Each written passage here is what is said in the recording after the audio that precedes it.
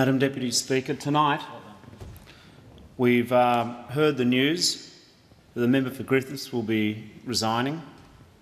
He has cast a large presence across the national political stage for an extended period of time. He can leave this place with his head held up.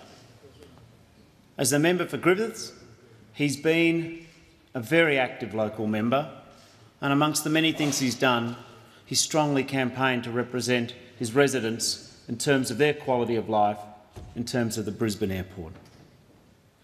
But as Prime Minister, I think that his most significant achievements will be recorded.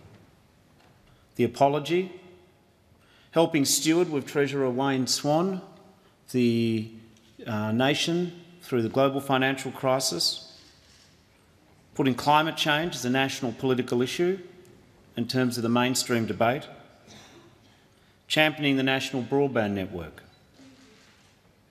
In terms of both before entering Parliament and during his time as Prime Minister, and indeed as Foreign Affairs Minister, representing Australia with distinction, and in large part our presence on the United Nations Security Council was due to his vision for that post and for Australia's role in the world.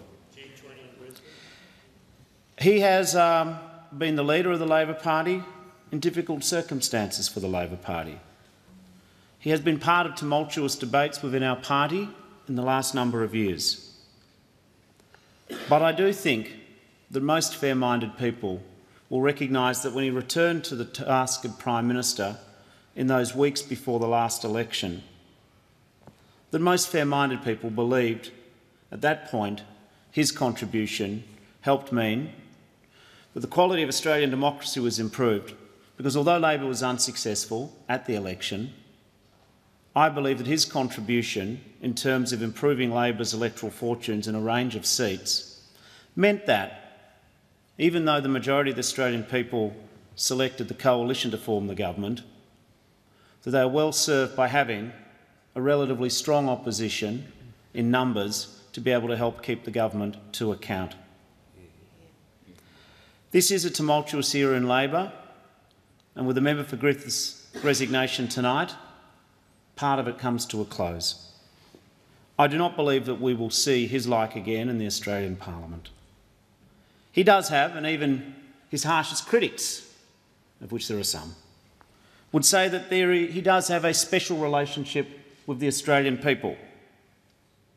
You could go to any shopping centre in Australia and it is near as close than most politicians will achieve to some degree of above politics celebrity. People like him. He has, for better or for worse, in the digital era, popularised selfies. But I think even more importantly than that, what he said tonight reminds us, I think, of something which we all in this place hold dear. He is putting his family first. His family have lent us Kevin Rudd for the last number of years. And in the harsh battles of politics and the harsh public analysis, I can only but wonder his children, their partners, his wife. They have to read the unkind things that get said as well as the kind things. And in many ways, they have no shield against the unkindness.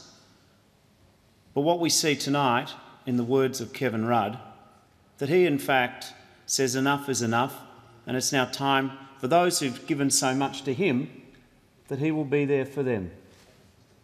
So I wish to thank Therese and his family, because they have supported Kevin Rudd in good times and in bad, and now they get their husband and their father-in-law and their grandfather back. I would also just say, in conclusion, that regardless of one's politics, the propositions that Kevin Rudd said in his first speech and he again articulated tonight are good guides for all of us. That the political debate that he articulated should be about hope, not fear. It should be about the future, not the past. And it should be about an inclusive Australia. On behalf, as Leader of the Opposition, I wish the member for Griffith and his family all the best in the future. Thank you very much.